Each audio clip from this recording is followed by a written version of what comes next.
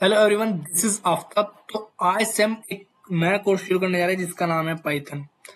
तो इस सीरीज के अंदर हम पाइथन को बिल्कुल बिगिनर टू एडवांस लेवल सीखने वाले हैं।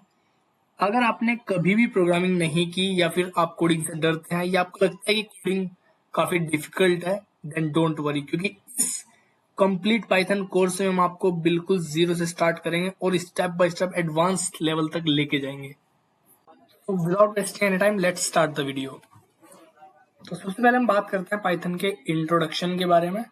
इसमें लिखा हुआ है Python is a high level interpreted dynamically typed and general purpose programming language. Python को समझने से पहले हमें पता होना चाहिए कि प्रोग्रामिंग लैंग्वेज वर्ड का क्या मतलब है। प्रोग्रामिंग लैंग्वेज बोलते हैं कंप्यूटर से बात करने के तरीके अलग अलग।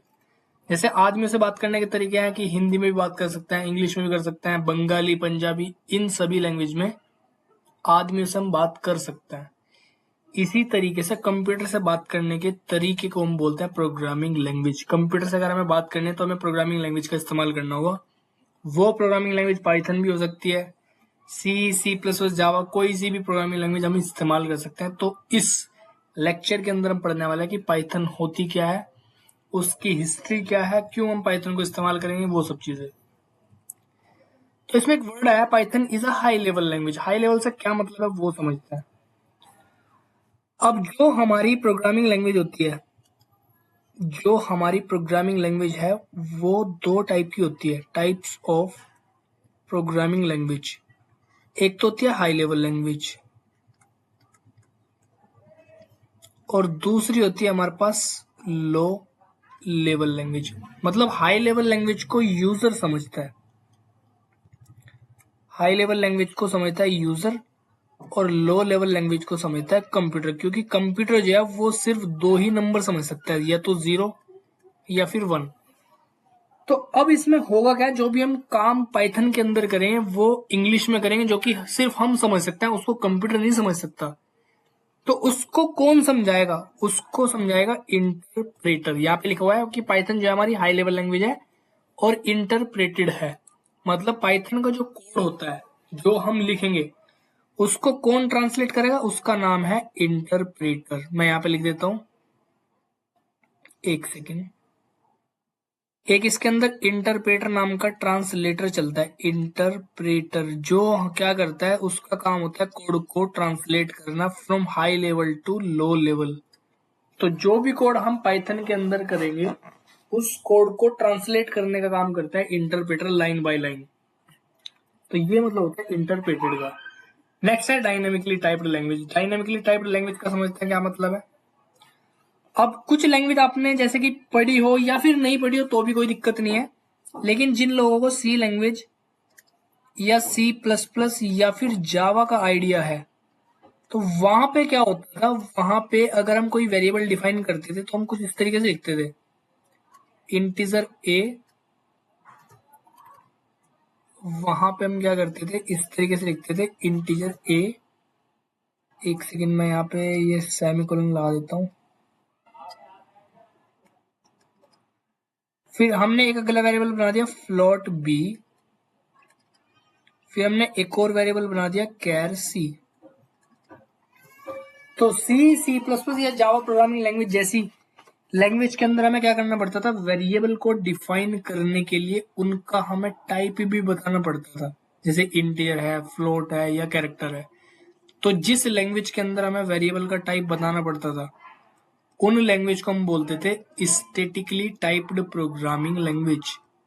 जिन लैंग्वेज के अंदर हमें वेरिएबल का टाइप बताना होता था उनको हम बोलते थे स्टैटिकली टाइप्ड प्रोग्रामिंग लैंग्वेज। लेकिन पाइथन के साथ ऐसा बिल्कुल नहीं है।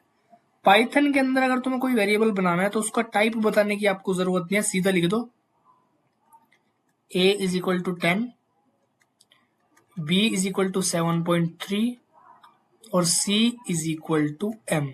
ये है पाइथन के अंदर वेरिएबल को बनाने का तरीका। आपको वेरिएबल का टाइप बताने की बिल्कुल भी जरूरत नहीं है, क्योंकि पाइथन होती है डायनेमिकली टाइप्ड प्रोग्रामिंग लैंग्वेज। वो वेरिएबल की वैल्यू का टाइप देखते ही समझ जाती है कि उस वेरिएबल का क्या टाइप है। तो इसके अंदर हमें बताना नहीं पड़ता। तो जिस लैंग्वेज के अंदर हमें वेरिएबल का टाइप नहीं बताना पड़ता उस लैंग्वेज को बोलते हैं डायनामिकली टाइप्ड प्रोग्रामिंग लैंग्वेज। जिस लैंग्वेज के अंदर हमें वेरिएबल का टाइप नहीं बताना पड़ता उनको हम बोलते हैं डायनामिकली टाइप्ड प्रोग्रामिंग लैंग्वेज। और इसके अंदर आती है जैसे पाइथन होगी या फिर रूबी कह सकता है या फिर जावास्क्रिप्ट भी कह सकते हैं। ये होती है हमारी डायनामिकली टाइप्ड प्रोग्रामिंग लैंग्वेज जिनके अंदर हमें वेरिएबल का टाइप डिफाइन नहीं करना पड़ता। अब आगे चलते हैं जनरल पर्पस। जनरल पर्पस का मतलब होता है कि पाइथन को हम बहुत सारे फील्ड में इस्तेमाल कर सकते हैं। वेब डेवलपमेंट में भी पाइथन का इस्तेमाल है, आर्टिफिशियल इंटेलिजेंस के अंदर भी, मशीन लर्निंग के अंदर, डेटा साइंस, डेटा एनालिटिक्स, तो बहुत सारी पाइथन की ऐसी एप्लीकेशन है जो कि हम पाइथन को इस्तेमाल कर सकते हैं। तो उसी का मतलब होता है जनरल पर्पस। पाइथन के डेवलपर का नाम है ग्यूडो वैन रोसम जो कि 1991 में डेवलप की गई थी। और Python is a popular because it is easy to learn, readable and versatile. Python क्या है, बहुत ही एक पॉपुलर प्रोग्रामिंग लैंग्वेज है आज के टाइम में, क्योंकि पाइथन को हम बहुत सारे फील्ड में इस्तेमाल कर सकते हैं जो कि मैंने आपको बता ही दिया, जैसे कि web development, data science, AI, ML, automation and many more. तो पाइथन का नाम पाइथन ही क्यों है, क्या उसके पीछे की स्थिति है, तो वो समझते हैं। पाइथन का जो डेवलपर है ग्यूडो वैन रोसम, वो जब जिस टाइम पाइथन को डेवलप कर रहे थे तो उस टाइम वो एक कॉमेडी शो देखते थे जिसका नाम था मोंटी पाइथन फ्लाइंग सर्कस। तो वहां से उन्होंने पाइथन लैंग्वेज का नाम पिक किया था पाइथन, जो कि एक बहुत ही फेमस कॉमेडी शो था।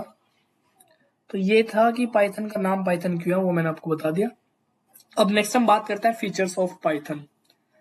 सबसे पहला फीचर है simple and easy to learn. ये कह सकते हैं easy to learn and use, मतलब पाइथन की जो सिंटेक्स है वो काफी आसान है, सिमिलर टू इंग्लिश, इसीलिए पाइथन को सीखना बहुत ही इजी है।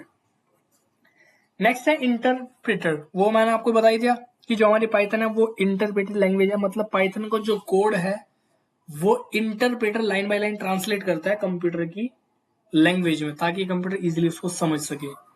नेक्स्ट है क्रॉस प्लेटफॉर्म। क्रॉस प्लेटफॉर्म का मतलब होता है कि पाइथन को हम चाहे विंडो पे रन करा लो या फिर मैक ओएस या फिर लिनक्स, हर तरीके का ऑपरेटिंग सिस्टम पे हमारी पाइथन काम करती है। और ऑब्जेक्ट ओरिएंटेड का मतलब होता है जिस लैंग्वेज के अंदर क्लासेस और ऑब्जेक्ट का कॉन्सेप्ट होता है उस लैंग्वेज को बोलते हैं ऑब्जेक्ट ओरिएंटेड प्रोग्रामिंग लैंग्वेज, जो कि हम आगे डिस्कस करेंगे डिटेल में कि ऑब्जेक्ट क्या होता है, क्लासेस क्या होती है, इन सबको हम डिटेल में पढ़ने वाले हैं कि ऑब्जेक्ट और क्लासेस क्या होती है, इन सबको हम बाद में डिटेल में पढ़ेंगे। चलिए नेक्स्ट है एक्सटेंसिव लाइब्रेरीज। पाइथन जो पॉपुलर लैंग्वेज है उसका एक रीजन है क्योंकि पाइथन के बाद बहुत सारी लाइब्रेरीज है, हर फील्ड के लिए अलग अलग लाइब्रेरी हमें पढ़नी पड़ती है। तो यही मतलब होता है एक्सटेंसिव लाइब्रेरी। पाइथन जो आज के टाइम में पॉपुलर है वो यही रीजन है उसका पॉपुलर होने का, क्योंकि इसके अंदर बहुत सारी ऐसी लाइब्रेरीज हैं जिनको इस्तेमाल करके हम अलग अलग फील्ड में जा सकते हैं। सिक्स फीचर है डायनामिक टाइपिंग। डायनामिक टाइपिंग मैंने आपको बता ही दिया, जिस लैंग्वेज के अंदर हमें वेरिएबल का टाइप नहीं बताना पड़ता उस लैंग्वेज को बोलते हैं dynamically typed programming language. Open source है, पाइथन को जब हम इंस्टॉल करेंगे ऐसा नहीं है कि हमें कोई चार्ज पे करना पड़ रहा, तो बिल्कुल फ्री है, इजी टू यूज है एंड मॉडिफाई। चलिए नेक्स्ट है केस सेंसिटिव। इसका मतलब समझते हैं क्या है। केस सेंसिटिव का मतलब समझते हैं क्या है। चलिए केस सेंसिटिव, हमारे पास दो तरीके के केस होते हैं, एक होता है लोअर केस और दूसरा होता है अपर केस।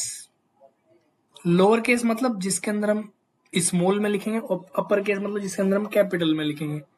जैसे कि फॉर एग्जांपल मैंने यहाँ पे लिखा स्मॉल ए, स्मॉल बी, स्मॉल सी, और यहाँ पे लिखा मैंने कैपिटल ए, कैपिटल बी और कैपिटल सी। तो लोअर केस मतलब स्मॉल अल्फाबेट और अपर केस मतलब कैपिटल अल्फाबेट। अब यहाँ पे हम केस सेंसिटिव का मतलब समझता है क्या है। प्रोग्रामिंग लैंग्वेज के अंदर लोअर केस और अपर केस दोनों को बिल्कुल अलग अलग माना जाता है। प्रोग्रामिंग लैंग्वेज के अंदर लोअर केस और अपर केस दोनों को बिल्कुल डिफरेंट माना जाता है। ऐसा क्यों है? ऐसा इसलिए है क्योंकि जो हमारा स्मॉल ए है उसका एक कोड होता है जो कि है 97, और कैपिटल ए का कोड होता है 65। तो कोड अलग अलग होने की वजह से इनको डिफरेंट माना जाता है प्रोग्रामिंग के अंदर। इसी तरीके से स्मॉल बी का 98 होगा, स्मॉल सी का 99 होगा, और ये ऐसे ही चलते रहेंगे and so on. Capital B का 66, कैपिटल सी का 67। ये कोड ऑलरेडी डिफाइंड है, इसीलिए प्रोग्रामिंग लैंग्वेज के अंदर लोअर केस और अपर केस को डिफरेंट माना जाता है। यही रीजन है कोड अलग अलग होने की वजह से। नेक्स्ट है एम्बेडेबल एंड एक्सटेंसिबल, मतलब you can use Python code inside other languages like C, C plus and vice versa. मतलब पाइथन का कोड अदर लैंग्वेज के अंदर भी हम ले जा सकते हैं, अदर लैंग्वेज के अंदर भी उसको इस्तेमाल कर सकते हैं, या फिर अदर लैंग्वेज का कोड पाइथन के अंदर इस्तेमाल कर सकते हैं। ये मतलब होता है एम्बेडेबल एंड एक्सटेंसिबल का। वर्सेटाइल है एंड पावरफुल है। पाइथन बहुत ही पावरफुल लैंग्वेज है क्योंकि उसको हम वेब डेवलपमेंट में भी इस्तेमाल कर सकते हैं, एआई के अंदर भी इस्तेमाल कर सकते हैं, डेटा साइंस के अंदर भी, ऑटोमेशन, मशीन लर्निंग, गेमिंग, हर तरीके के फील्ड में पाइथन आजकल इस्तेमाल हो रही है। यही मतलब होता है इसके पॉपुलर होने का।